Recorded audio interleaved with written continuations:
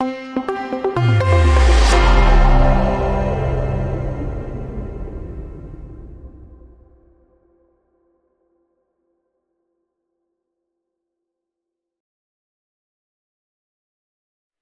Friends.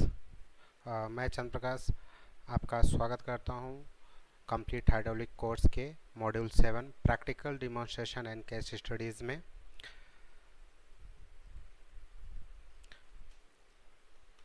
इस module में हम देखेंगे कि फिजिकली प्रैक्टिकली कहां पे यूज़ किया जाता है, कैसे कौन सा एक बेसिक वीडियो के थ्रू हम आपको बताएंगे इस इंट्रोडक्शन में।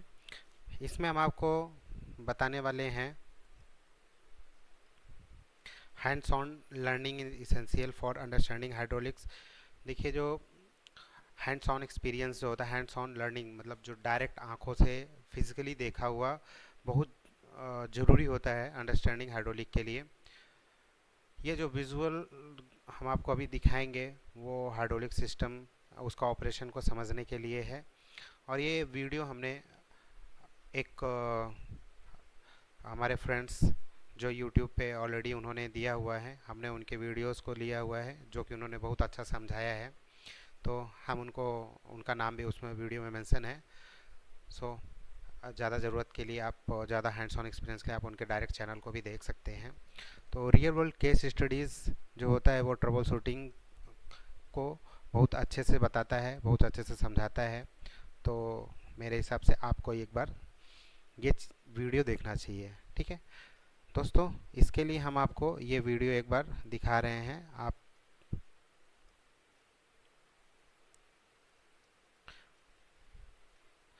ये वीडियो एक बार देखिए।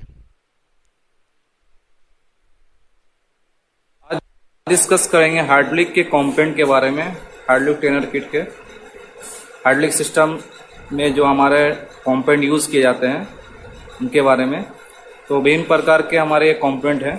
तो सबसे पहला कंपोनेंट में हमारा हार्डलिक पावर पैक आता है। हार्डलिक पावर पैक जो हार्डलिक का हमारा एक इंजन पार्ट होता है, जहाँ से हमारा मेन सिस्टम सप्लाई हमारा जाता है। तो जैसा आप देख पा रहे हैं हार्डलिक टैंक को पावर पैक, सबसे पहले हम लोग देख पा रहे हैं जिसमें हमारा हार्डलिक ऑयल भरा होता है, हार्डलिक टैंक। और दूसरा हमारा नेक्स्ट आते हैं इंडक्शन मोटर, जहाँ से हमारा स्पीड मिलता है पंप को, क्योंकि हाइड्रोलिक ऑयल में हमारा पंप के द्वारा ही सप्लाई मिलता है। तो पंप जो एक्सटर्नल गियर पंप लगा होता है, ये एक्सटर्नल गियर पंप है। इसका हमारा एक इनलेट पोर्ट है और एक आउटलेट पोर्ट है। हमारा इनलेट यहाँ से सप्लाई मिलता है और आउटलेट पोर्ट हमारे यहाँ से इस सिस्टम वाल्व में हमारा यहाँ पे आता है। और बीच में कपलिंग किया हुआ है ताकि ये मोटर और पंप के द्वारा कनेक्ट रहे, जो स्पीड आए उसको, इसीलिए कनेक्टिंग के लिए। नेक्स्ट आते हैं प्रेशर रिलीफ वाल्व लगा होता है इसमें, एक पीआरवी जिसको बोलते हैं। तो पीआरवी का हमारा ये जो पीआरवी है जिसमें एक रेगुलेटर होता है, पीआरवी का काम है प्रेशर रिलीफ वाल्व, जो सिस्टम को ज़्यादा प्रेशर होने से बचाता है। जब भी हम हाइड्रोलिक पावर पैक को ऑन करते हैं तो सबसे पहले हमें यहाँ पे एक प्रेशर लिमिट हमको एक सेट करना होता है। इस प्रेशर गेज है, केजी में ये प्रेशर है, केजी पर सेंटीमीटर क्यूब में है। मान लीजिए मैंने कुछ प्रेशर सेट किया, 10 केजी सेट किया। ऑटोमेटिक क्या हुआ, पंप जो प्रेशर हमारा दे रहा है यहाँ से जब सप्लाई दे रहा है तो वो 20 केजी हमारा दे दिया है। तो वो 5 केजी जो प्रेशर हमारा जो बढ़ जाता है इसमें शो करेगा। तो वो 5 केजी प्रेशर हमारा इस टैंक से थ्रो होते हुए वापस चला जाएगा, टैंक पोर्ट से होते हुए फिर दोबारा टैंक में वापस चला जाएगा। इसका मतलब एक प्रकार का प्रेशर रिलीफ वाल्व हमारा सेफ्टी पर्पज में ये काम करता है। नेक्स्ट आते हैं इसमें एक प्रेशर पोर्ट होता है, जहाँ से हाइड्रोलिक ऑयल हमारा सप्लाई जाता है सिस्टम में, किसी वाल्व में प्रेशर पोर्ट, जिसको पी पोर्ट बोलते हैं हम लोग। और 2 टी पोर्ट होते हैं। 2 टी पोर्ट इसलिए होता है कि कभी कभी हम जब सिस्टम में हाइड्रोलिक ट्रेनर किट का जब सिस्टम में सप्लाई देते हैं तो कभी कभी क्या होता है, 2 बार हमको हाइड्रोलिक ऑयल को रिटर्न करना होता है। जैसा कि हम लोग हाइड्रोलिक ऑयल जो हमारा एक क्लोज लूप सिस्टम है, जिसमें हमारा ऑयल जो है सर्कुलेशन होते रहता है, साइकिल चलते रहता है। माने ऑयल हमारा एक बार सप्लाई जाता है फिर दोबारा सिस्टम में हमारा फिर वापस जाता है, इसीलिए 2 टैंक पोर्ट दिए हुए हैं, टी पोर्ट। अब जैसा हम यहाँ पे देख पा रहे हैं, इसके अंदर हाइड्रोलिक पावर पैक के अंदर एक फिल्टर होता है जो सिस्टम को हमारा जो हाइड्रोलिक ऑयल में ऑयल एंड डस्ट होता है उसको क्लीनिंग करके सप्लाई देता है सिस्टम में, जो हमारा इस पंप के नीचे होता है। और एक फिलिंग स्टेज नेक्स्ट पार्ट, ये हमारा हाइड्रोलिक ऑयल का फिलिंग है, जहाँ से हाइड्रोलिक ऑयल हमारा रिफिलिंग होता है। इसको हम लोग ब्रेथर बोलते हैं। ये हमारा इसका हॉस पाइप है। ये हॉस पाइप 1/4 इंची साइज का है, गुड क्वालिटी का लेदर, ताकि हमारा हाइड्रोलिक ऑयल का जो टेम्परेचर उसको मेंटेन कर सके, तो टेम्परेचर हमारा वो खराब ना हो। नेक्स्ट आते हैं, और ये बहुत सारे कंपोनेंट पार्ट इसके साथ जुड़े हुए हैं, जैसे ट्रेनर किट में आप देख पा रहे हैं। सबसे अब में आते हैं 3/2 वे direction control valve, DC valve. DC valve का एक ही काम है, हाइड्रोलिक ऑयल में बहुत सारे डीसी वाल्व पाए जाते हैं, डायरेक्शन कंट्रोल वाल्व, जो हाइड्रोलिक ऑयल को फ्लो का डायरेक्शन देने में हमारा हेल्प करते हैं। ये 3/2 वे डायरेक्शन कंट्रोल वाल्व है, जिसमें 3 पोर्ट है हमारे। एक हमारा एक टैंक पोर्ट है हमारा, एक प्रेशर पोर्ट है, और एक सप्लाई पोर्ट है हमारा। एक टी पोर्ट है, प्रेशर पोर्ट, एक एक एक आपका प्रेशर पोर्ट है, एक टैंक पोर्ट है, और एक आउटपुट पोर्ट है हमारा, जहाँ से आउटपुट निकलेगा हमारा, और ये लीवर ऑपरेटेड है। नेक्स्ट आते हैं 4/2 वे direction control valve. 4 by direction control valve, इसमें 4 पोर्ट पाए जाते हैं और 2 वे होते हैं।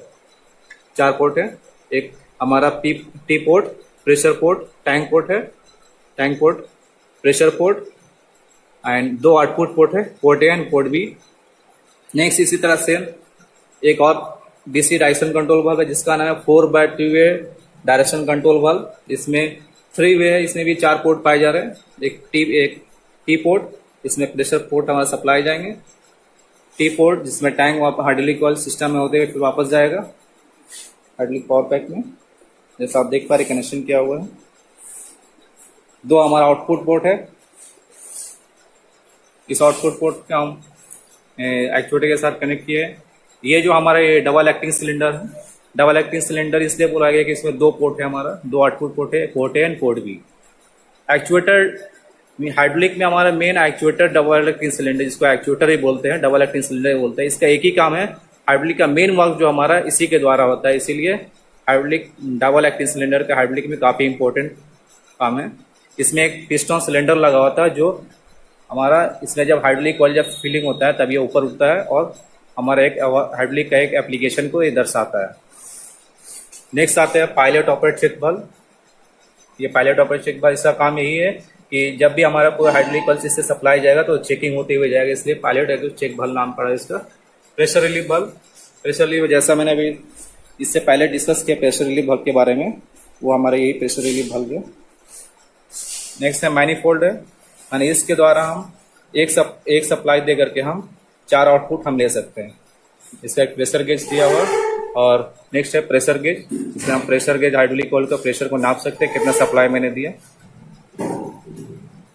आशा करते हैं टॉपिक आपको समझ में आया होगा। तो फ्रेंड्स, ये एक हाइड्रोलिक प्रैक्टिकल वीडियोस हमने देखा। अब हम बात करते हैं real life example of hydraulic systems की। रियल लाइफ में हाइड्रोलिक्स बहुत सारे जगह पर यूज़ किया जाता है, जैसे कंस्ट्रक्शन में या माइनिंग्स में हम देखते हैं जो एक्सकावेटर होते हैं।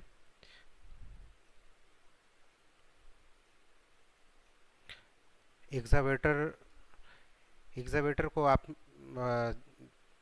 देखे होंगे, जो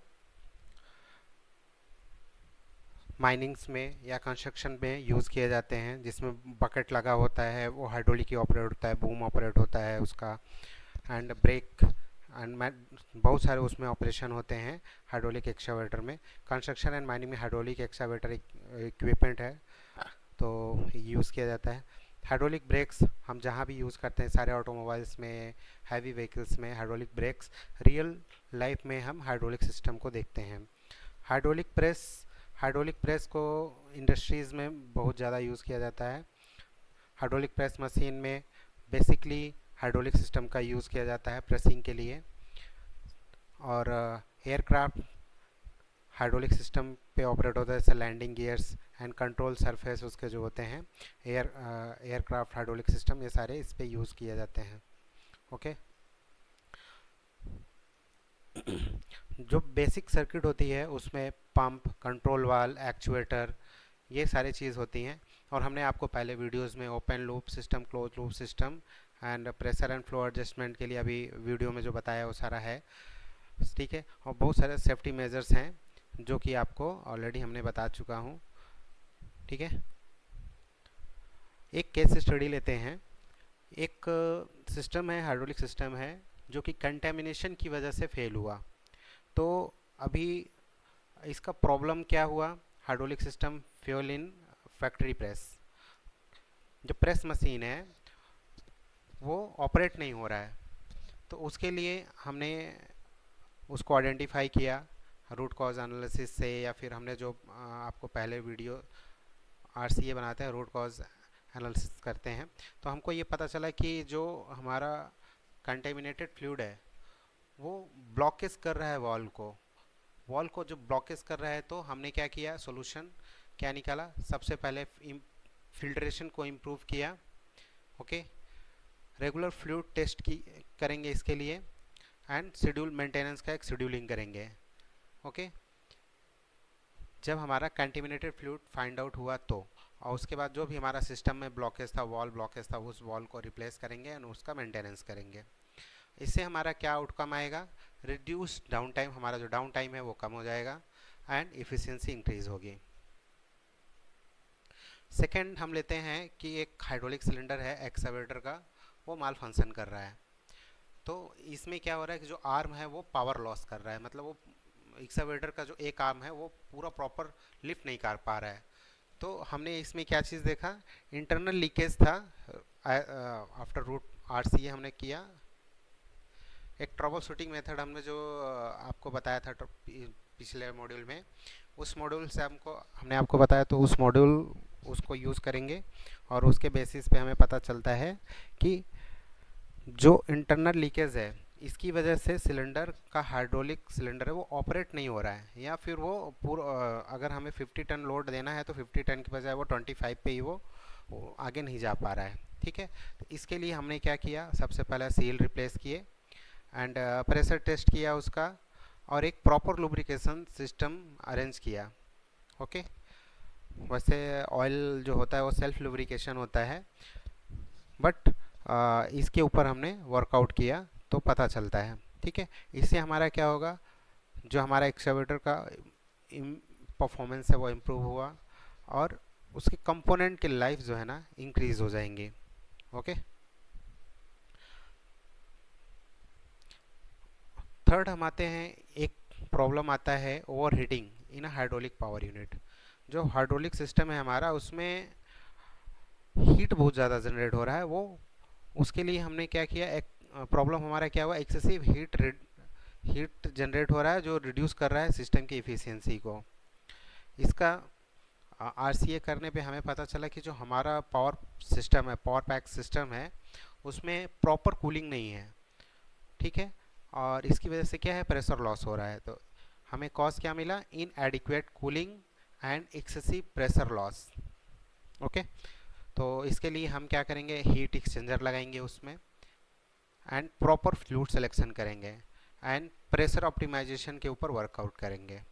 ठीक है, तो ये हमारा सॉल्यूशन हो जाएगा केस 3 के लिए। और इसका आउटकम क्या होगा? जो हमारा सिस्टम टेम्परेचर है एंड एनर्जी सेविंग, ये हमारा प्रॉपर होगा। ओके, तो हम इस लेक्चर से हम क्या सीखते हैं? Regular maintenance prevents failures, proper fluid maintenance management enhance system longevity, correct system design prevents overheating and inefficiencies, troubleshooting skill help in quick problem resolution. Okay,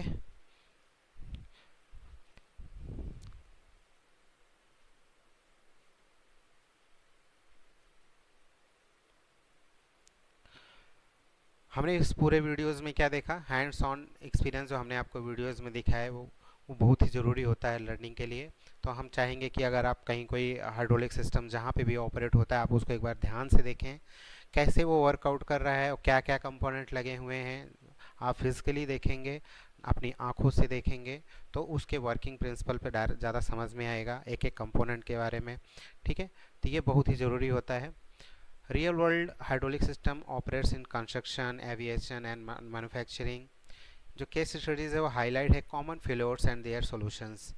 ठीक है, and proper design, maintenance and troubleshooting ensure efficient hydraulic operation.